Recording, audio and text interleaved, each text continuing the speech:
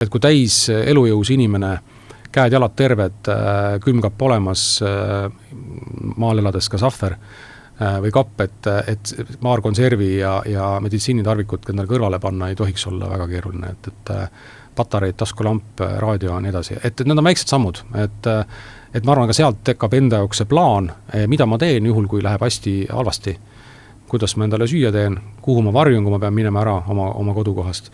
See on esimene ring küsimusi, kuidas ma oma lähedasi aitan, kes mu lähedased on, kuidas ma nendega ühendust saan. Ja teine ring on juba kogukond, ehk siis küla, korteriühistu, et kas korteriühistus on tehtud piisavaid samme selleks, et enda nii-öelda kriisikindlust tõsta.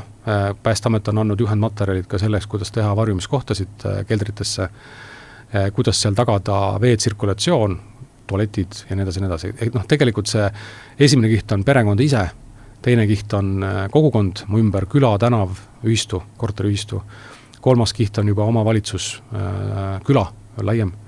Ja niimoodi see altpoolt üles lähebki.